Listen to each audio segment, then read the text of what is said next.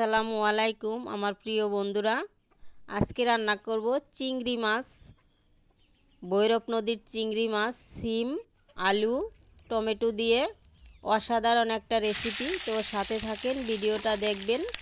চিংড়ি মাছগুলো আমি হালকা একটু লবণ আর একটু হলুদ দিয়ে ভেজে নিব, নয়তো কাঁচা কাঁচা লাগে আর মুখে দিলে কেমন একটা ভাপ আসে, ভালো লাগে না খেতে বন্ধুরা। তার জন্য আর কি আমি হালকা করে ভেজে নিব, লবণ একটু হলুদ দিয়ে এটাকে ভেজে তারপরে আমি রান্না করব। তো সাথে থাকবেন, পুরাটা ভিডিও দেখলে আশা করি অবশ্যই আপনাদের ভালো লাগবে। এগুলা ভৈরব নদীর চিংড়ি মাছ বন্ধুরা, আপনাদের ভাই ধরে এনেছে অনেকগুলো, তাই আর কি রান্না করতেছি বন্ধুরা। গ্রামের বাড়ির মানুষ পাতা দিয়ে রান্না করতে হয়, আর যতই কালি সরাইতে চায় না কেন কালি তো সরেই না, আরও কালি মনে হয় লাগে। তো শহরের বাড়ির মানুষ অনেকটাই কাজ করলে বন্ধুরা দেখা যাচ্ছে যে অনেক কাজ কম থাকে, আর গ্রামের বাড়িতে বন্ধুরা অনেক রকমের কাজ থাকে। পাতা কুড়ানো, তারপরে লেপা ফুসা, মাটির চুলা, লাকড়ির চুলায় রান্না, অনেক কাজ থাকে বন্ধুরা। গ্রামের বাড়ির মানুষের একটু বসা বা একটু কথা বলার কোনো রেস্টের কোনো সময় নেই, শুধু রাত্রি সময় ছাড়া। আর আপনাদের ভাই এদিকে পপকর্নের ব্যবসা করে, আবার এখন এই যে গরমের সিজন আসছে, এখন আবার বরফ পানির ব্যবসা করবে। আমার তো একটু সময়ও দু পা একসাথে হয় না, কারণ আমার দু পা একসাথে হলে দেখা যাচ্ছে সংসারে লাল বাতি জ্বলবে। তো আমার সারাটা দিন যায় বন্ধুরা অনেক কষ্টে।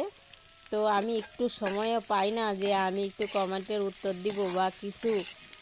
তো আমার আর কয়েকটা দিন কষ্ট হবে, কারণ এখন পাতার সিজন। পাতাও যদি কুড়িয়ে না রাখি বন্ধুরা, তাহলে রান্না করার বৃষ্টির দিন আসলে কি করব। তো সব গুছিয়ে এখন নিতে হয়। আর এই যে গাছের টাটকা সিম গাছ থেকে পেড়ে দিয়েছে আপনাদের ভাই, সব সিম বিচিওয়ালা, এগুলা দিয়ে আলু কেটে নিয়েছি, আর টমেটোটা আমি কষানোর সময় ভেঙে নিয়েছি। আজকে এভাবে রান্না করব বন্ধুরা। এভাবে তরকারি রান্না করলে খুবই ভালো হয়। আপনারা তো দেখলেন আমি কি দিলাম। কাঁচামরিচ হালকা করে বেটে নিয়েছিলাম, আর পেঁয়াজ রসুন বেটে নিয়েছি, আর হলুদ, লবণ, তেল, এগুলা তো জানেনই আপনারা বন্ধুরা তরকারি রান্না করলে কি দিতে হয়।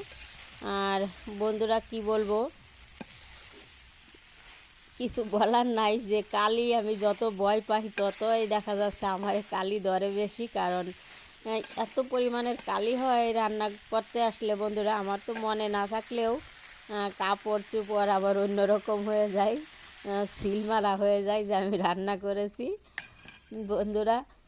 গ্রামের বাড়ির মানুষ এভাবেই জীবনযাপন করতে হয়। তো আমি আগে শহরে ছিলাম, এই জন্য গ্রামের পরিবেশের তেমনটা গুছিয়ে উঠতে পারি না, অনেকটা সময় লাগে আমার বন্ধুরা। তো যাই হোক, যে যেখান থেকে বসে আমার ভিডিওটা দেখতেছেন সবাইকে জানাই আন্তরিক শুভেচ্ছা ও ভালোবাসা। নতুন কোনো বন্ধু আমার চ্যানেলে ভিজিট করতে আসলে তাদেরকেও অসংখ্য ধন্যবাদ। আমি জানি আমার সব বন্ধুরা আমার উপর রাগ করে আছে, আমি কারো ভিডিও দেখতে পারি না বন্ধুরা। আমাকে আর কয়েকটা দিন সময় দিন, সব ঠিক হয়ে যাবে আশা করি। আমি কথা দিচ্ছি। আমার একটু নেটেরও প্রবলেম আছে, তার জন্যও হচ্ছে না বন্ধুরা, একটু নেটের সমস্যা আছে এখন, তো এর জন্যই বেশিরভাগ হচ্ছে না। আর আপনাদের ভাইও এদিকে ব্যস্ত থাকে, বাড়ি থাকে না, আর আমাদের নেটটাও একটু ঠিক করতে পারতেছে না, তার জন্য এই সমস্যা হচ্ছে। দেখেন আমার তরকারিটা হয়ে গেছে, আর কি সুন্দর তরকারি হয়েছে। নদীতে ধরা, ভৈরব নদীতে ধরা টাটকা চিংড়ি মাছের তরকারি খেতে বন্ধুরা অসাধারণ হয়। আর কি বলবো, গ্রামের বাড়িতে সব কিছু টাটকা টাটকা। এই যে দেখেন আমার রান্না হয়ে গেছে বন্ধুরা, কি লোভনীয় হয়েছে দেখেন। তো ভিডিওটা দেখে কোনো অংশে যদি একটু ভালো লাগে, চ্যানেলটা সাবস্ক্রাইব করে লাইক করবেন, কমেন্ট করবেন, বেল বাটন বাজিয়ে রাখবেন ও শেয়ার করবেন। Thank you so much. আবার দেখা হবে বন্ধুরা নেক্সট ভিডিওতে।